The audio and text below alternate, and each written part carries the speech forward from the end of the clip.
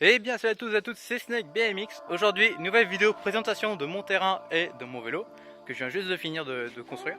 Il ne manque plus que les systèmes de frein parce qu'il me faut un adaptateur, mais ça va arriver la semaine prochaine je pense. Du coup là, on est sur la rampe de départ. Donc, voilà. Donc, je vais vous montrer ça. Donc alors voici la rampe de départ. Donc là ce qu'on a fait tout bêtement, on a fait un tas de terre. En dessous, on a mis une palette en forme triangulaire avec des tasseaux puis une planche d'armoire. Pour monter, des pneus avec de la terre. Après on a mis une planche. Et après c'est parti pour rouler sur le terrain. Donc alors, le terrain. Donc du coup pour le terrain, donc on part de là-haut. Ici, il va y avoir la future start qui va arriver. Avec ça, je vais faire une petite pro start. Du coup, donc le terrain, tac, on passe là. Ici, on a fait un chameau. Donc un chameau, c'est comme une table, sauf qu'il y a une petite bosse au milieu, comme la bosse du chameau en fait sur son dos. Donc, vous pouvez voir ça. On a fait 1, 2, 3 mètres de long, donc c'est quand même une petite bosse. Et bon, elle est comme sympa à sauter quand tu la sautes. Là, on a ce qu'on appelle une table centrale. Donc vous avez vu la vidéo. Je vous la mets juste ici, avec la petite fiche. Ici ou là, je sais pas. Donc alors là, du coup, on a donc la double de dirt. Donc alors, envoi de dirt, hein, c'est en gros un envoi qui envoie quasiment 80 degrés. Bon là, du coup, l'envoi, on l'a un peu mal fait parce qu'il va beaucoup vers l'avant. Mais du coup, heureusement, parce que là, il est quand même assez éloigné. Et on n'arrive pas à avoir assez de vitesse pour partir de là puis sauter ça sans tirer. En fait, il faut vraiment qu'on tire un petit peu. Après, moi, avec l'habitude, j'arrive à le faire sans tirer quasiment, mais il faut quand même que je tire un minimum. Donc l'herbe entre les deux, je se mets, comme ça rend bien. Il n'y a pas de mauvaise qui risque de pousser. Après les réceps, ici, on a fait une résie, une petite rampe en bois avec donc voilà, résie, hein, des plaques USB, et puis bah, tout ça pour solidifier. Là, il faut que j'achète un caoutchouc maintenant pour mettre sur le dessus. Parce que du coup, ça fait dégueulasse, je vais mettre là comme ça. Ici, on a fait une petite ligne. Donc il y a une table, une simple, et puis une pro, on va dire, avec avec une récepte carrée. Là, ce que vous voyez là, c'est le bac à mousse, le futur bac à mousse. Il n'est pas fini du tout, hein. On finisse. Du coup, le virage. Voilà. Franchement, ce virage-là, avec mes potes, on est trop fiers. On a trop bien réussi. Par rapport à l'autre, il est un peu moins bien. Là, il va y avoir une future ligne. Donc, on va sauter ici par-dessus le trou du gap. Il y a un gap là-bas. On va faire ça. La souche, on va l'enlever. Donc, on va sauter ici. Donc, en fin de compte, le but, c'est de partir avec mon vélo. On part tout droit là. Là, on sert du virage comme on voit pour atterrir là, pour après qu'on puisse monter sur le futur départ. Il va y avoir d'autres lignes dans ce point là. Donc là, ici, on a une table. Comme vous voyez sur le tuto que j'ai fait il y a 2 jours et 3 jours sur comment faire un saut. Ici, donc du coup, le fameux gap. Donc avec des matelas pour ceux qui n'arrivent pas à atterrir dans la récep. Donc la récep est là, le gap est là. Donc là, on a fait une double.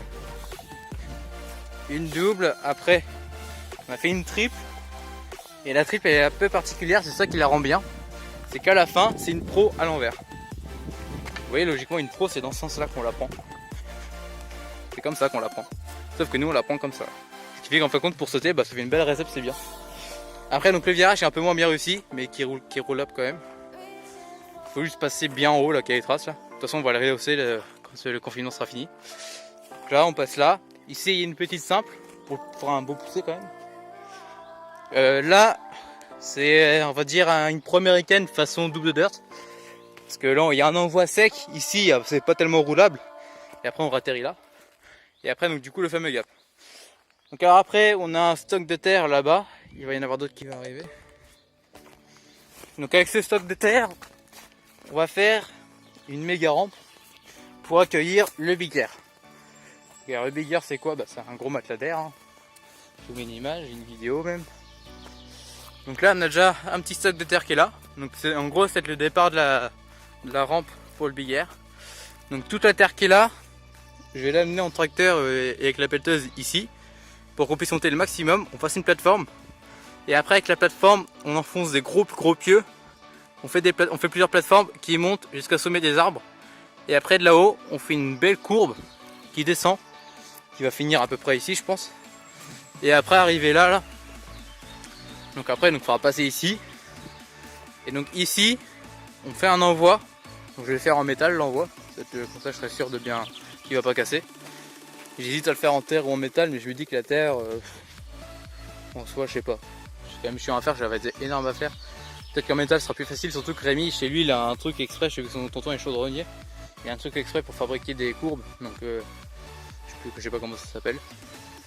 Donc du coup là, donc envoie, donc enfin merde, du coup là on va faire donc la rampe qui descend, là gros envoi, et ici donc dans cette zone là, donc, clac, clac, clac, ici là, donc toute cette zone là, il y aura un big air donc il fait 10 mètres de large et 6 mètres de long.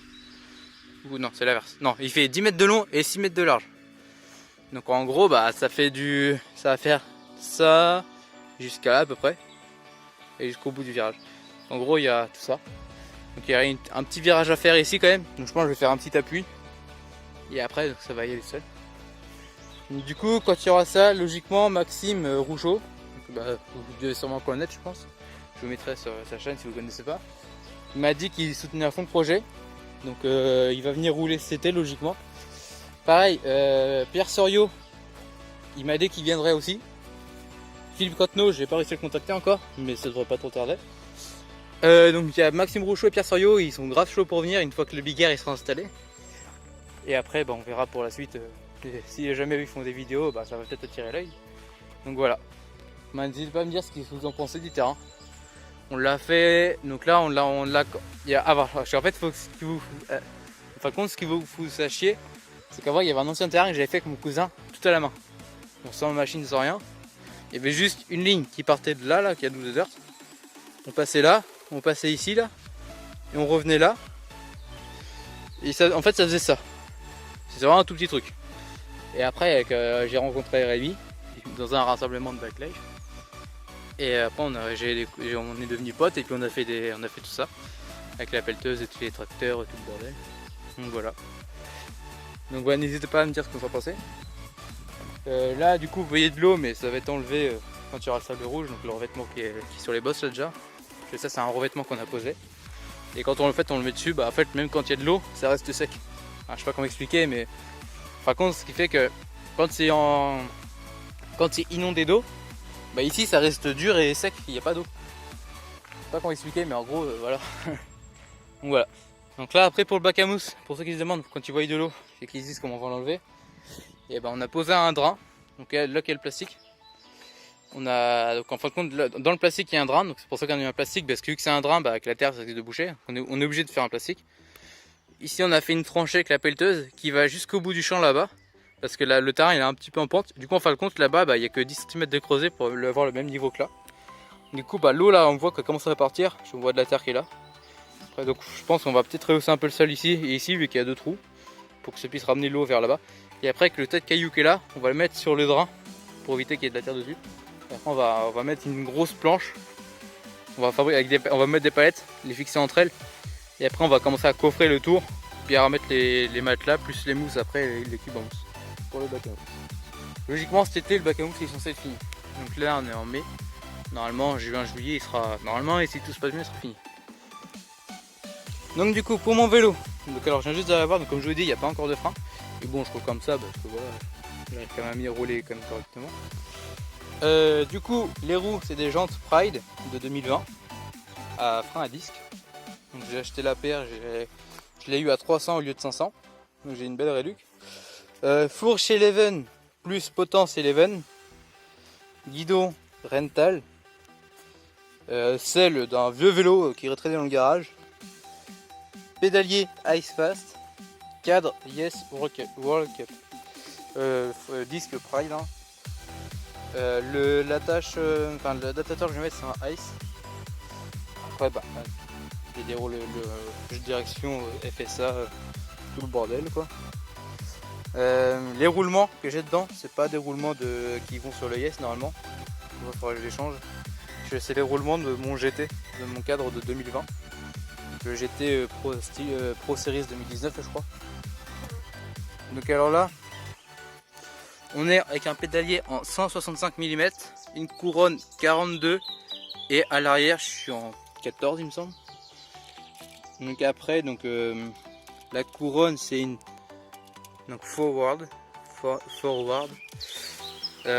Du coup bah, le cadre Yes, le pédalier Ice. Donc alors en neuf dessus il y a le guidon, les roulements de direction, les jantes, le cadre et le frein et le disque. Le reste c'est d'occasion, plus l'adaptateur aussi qui sont neufs.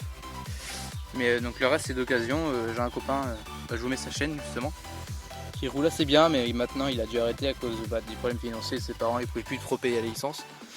Il compte y retourner l'année prochaine. Donc bon, on verra.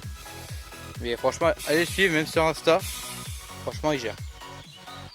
Donc après, donc des poignées, c'est des poignées du marchand de cycle du coin. Il y a tout bas de gamme, mais bon, ça fait le taf. Les Audi, enfin, j'en achèterai que quand j'y penserai, parce qu'honnêtement, bon, ça fait déjà 6 mois que je les ai, celles-là, puis elles tiennent le coup. Hein. Après, c'est tout. Hein. Niveau bike check, on a à peu près fini. Donc le cadre, j'ai acheté 745 €. C'est un cadre qui est fait à la main, c'est pour ça qu'il vaut cher. C'est l'un des plus résistants du marché. Donc pense que je trouvais dommage, c'est que quand ils l'ont livré, ils n'ont pas livré le jeu de direction avec. D'habitude certains cadres ils livrent avec, pour être sûr d'avoir la bonne taille.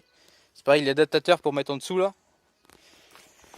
Donc cette pièce là, la grise là, c'est pareil, ça c'est film mon GT, ça n'a pas été livré avec. Et quand j'ai acheté mon GT, et il y avait tout le système de direction, plus l'adaptateur qui était fourni. Après là ils ont quand même fourni le collier de selle. Après cette selle là, ce tube de selle, c'est vraiment un tube qui est tout petit comme ça. Donc en fait c'est pareil, il faut aussi une selle spécifique. Après la selle, là c'est une vieille selle, donc j'en ai racheté une que je vais l'acheter à changer. Et donc là, normalement niveau back shape, je suis plutôt bien. Donc n'hésitez pas à noter ce BMX.